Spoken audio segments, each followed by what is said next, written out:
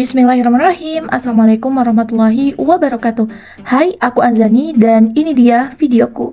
Di video kali ini kita akan sharing lagi tentang informasi beasiswa LPDP yang kebetulan sedang dibuka di tahun 2024. Buat kalian yang baru nonton video ini, channel Sahabat Ilmu ada channel tempat berbagi edukasi, tips, trik, dan informasi beasiswa. Tentunya yang akan sharing-sharing seputar beasiswa yang akan tentunya bermanfaat buat kamu semua. Jadi jangan lupa untuk klik like untuk video ini, share jika bermanfaat, dan jangan lupa untuk subscribe biar tidak ketinggalan info menarik lainnya. Dan ini dia videonya. Berbicara seputar beasiswa tentunya tidak akan lepas dari yang namanya LOA atau dokumen LOA. Nah, apa sih LOA itu? Aku coba kutip definisi singkatnya dari LOA Unconditional. LOA adalah surat pernyataan bahwa teman-teman telah diterima di sebuah perguruan tinggi dan tanpa syarat lagi. Artinya, kandidat hanya tinggal melakukan registrasi ulang. Untuk LOA sendiri di Indonesia khususnya itu ada berbagai macam cara didapatkannya, tapi rata-rata memang harus mengikuti berupa tes gitu. Ada yang tes tulis, tes wawancara, dan berbagai macam tes sesuai dengan kriteria yang ditentukan oleh kampus. Kalau untuk di luar negeri itu juga banyak banget, ada yang mungkin LOA-nya itu cukup kita ngasih proposal penelitian dan lain sebagainya. Dan ini sedikit gambaran ya, contoh untuk LOA itu gitu. Ada apa saja sih di LOA? Tentunya tercantum ada program studinya, terus berisi juga informasi lengkap terkait awal perkuliahan atau intake perkuliahannya. Terus ada juga informasi tentang dapat memulai perkuliahan itu kapan gitu. Dan ditandatangani juga disahkan oleh pejabat di kampus tersebut gitu. Jadi benar-benar legal banget ya. Ini untuk gambaran LOA. Adapun LOA aku tuh nggak bisa aku tampilin ya, karena ya satu dan lain hal untuk menjaga tetap privacy. Nah, kita akan move ke cara mendapatkan LOA itu seperti apa sih gitu. Untuk cara mendapatkannya, pertama menentukan dulu nih universitas tujuannya mau kemana. Yang kedua, perhatikan info pendaftaran di website tempat kita mau apply gitu, kampus tempat kita mau kuliah. Selanjutnya, kita harus mengunggah dokumen yang dipersyaratkan oleh kampus. Lalu kalau udah, kita menunggu pengumuman LOA. Entah itu mungkin kita tes dulu dan lain sebagainya, rangkaian, karena satu kampus dengan kampus yang lain tuh berbeda-beda. Contohnya, aku di kampus aku sendiri, itu kita berupa tes, dan tesnya itu ada tes tulis, ada juga tes wawancara untuk beberapa program studi yang dipersyaratkan. Tapi temen aku juga di kampus lain, contohnya misal ada di ITB, itu ada juga pemenuhan lain, kayak harus ada sertifikat TOEFL di awal, terus juga harus menyertakan atau melampirkan bukti dari tes TPA gitu. Jadi banyak banget ya, dan antara satu tahun ke tahun lainnya itu juga sangat berbeda tentunya. Jadi teman-teman harus benar-benar cek kampus tujuan yang teman-teman akan kuliah di sana, yang akan teman-teman apply, apalagi di luar negeri ya. Itu benar-benar harus sangat selektif banget, harus disesuaikan dengan kapasitas atau kemampuan dan kesiapan kita.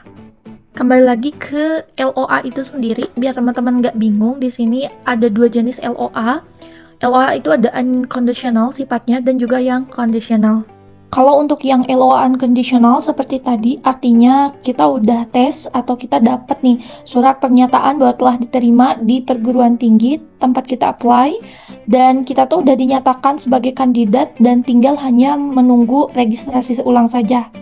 Sedangkan kalau untuk LOA yang bersifat kondisional, suratnya itu berupa pernyataan bahwa telah diterima di sebuah universitas dengan beberapa persyaratan tertentu. Artinya, nanti teman-teman itu belum sepenuhnya dinyatakan diterima karena belum memenuhi beberapa persyaratan yang ditentukan. Misalnya saja, TOEFL atau IELTS yang belum memenuhi skor yang disyaratkan, terus juga belum menyerahkan tema riset atau penelitian, belum menyerahkan dokumen untuk persyaratan pendaftaran perguruan tinggi, contohnya ada ijazah dan transkrip nilai, belum menyerahkan pernyataan sponsorship dan lain sebagainya. Itu masuk ke dalam LOA conditional. Itu untuk jenis dari LOA. Nah, selanjutnya apa sih ini yang ditunggu-tunggu ya? Kelebihan dan resiko ketika kita daftar pakai LOA dan juga tidak pakai LOA. Nah, di awal kita akan share dulu kelebihan dan resiko jika teman-teman daftar menggunakan LOA. Disclaimer dulu, ini adalah hasil riset aku dan juga pemahaman aku tentang skema dari LPDP-nya sendiri, juga pengalaman aku ya, kenapa waktu itu aku daftar pilih tidak pakai LOA, dan nanti jika aku daftar lagi, apakah aku mau pilih pakai LOA atau tidak gitu ya. Nah, kelebihan jika teman-teman daftar pakai LOA, yang pertama bisa skip tahapan seleksi tes bakat skolastik, dan itu adalah ketentuan terbaru ya, per 2021 kalau tidak salah itu diberlakukan. Jadi pas waktu angkatan aku dulu, aku tuh ikut tes LPDP tahun 2019. Jadi kalau misalkan dapat LOA ataupun belum, itu sama-sama semua rangkaian tes atau tahapannya harus diikuti. Tetapi per 2021 itu bisa atau boleh skip untuk tes bakat skolastiknya. Jadi langsung ke tes substansinya. Yang kedua, pembuatan esai itu lebih berfokus pada satu kampus karena udah jelas ya punya LOA. Yang ketiga, pemilihan kampus dan jurusan serta program studi juga sudah jelas tentunya. Terus yang keempat, setelah lulus langsung bisa ikut kegiatan persiapan keberangkatan. Nah, ini juga ada yang terbaru banget dari tahun 2022 ya, apa 2023 gitu. Jadi dulu itu kalau tahun angkatan aku 2019 itu kita kan nggak ada ini ya gitu perbedaan mau udah punya LOA atau belum, kita bisa sama-sama gitu harus melewati tahapan yang sama, ada 3 tahapan tes. Tapi 2021 itu kalau punya LOA punya privilege untuk tidak ikut tes bakat skolastik.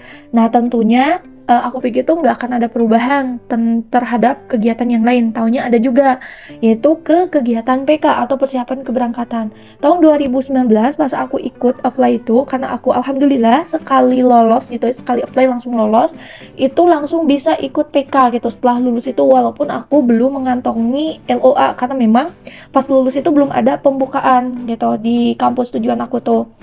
Kita bisa ikut dulu PK sembari menunggu mau cari LOE. Nah, ternyata per tahun 2022 aku tanya-tanya lagi ke awardee lain, itu nggak bisa sekarang itu. Jadi syarat untuk bisa ikut PK atau mengajukan mau pengen PK itu syaratnya harus sudah punya LOA kayak gitu. Jadi itu sih untuk kelebihannya. Nah, terlepas dari kelebihannya kita daftar pakai LOA, tentunya pastinya ada resiko, dan ini berdasarkan riset dan mungkin opini aku juga ya, pengalaman aku. Untuk resiko kita mendaftar dengan menggunakan LOA, yang pertama, jika tidak lolos beasiswa, tentunya harus siap lanjut dengan biaya mandiri. Yang kedua, harus mengajukan surat DPR ke prodi atau pihak kampus. Tentunya nanti itu harus disesuaikan ya, LOA itu harus disesuaikan dengan minimal ketentuan awal perkuliahan, jadi tidak boleh sebelum itu. Nah, selanjutnya untuk daftar tanpa LOE, ini adalah kelebihan dan resikonya. Untuk kelebihannya, pertama, dapat memilih 3 program studi di kampus yang berbeda. Yang kedua, tentunya teman-teman tidak terbebani jika nantinya tidak lolos beasiswa karena belum apply ke kampus tujuan. Adapun resikonya, pertama, dalam pembuatan esai harus memaparkan alasan pemilihan ketiga pilihan kampus jika pilihannya berbeda. Yang kedua, harus belajar untuk persiapan ikut tes bakat skolastik.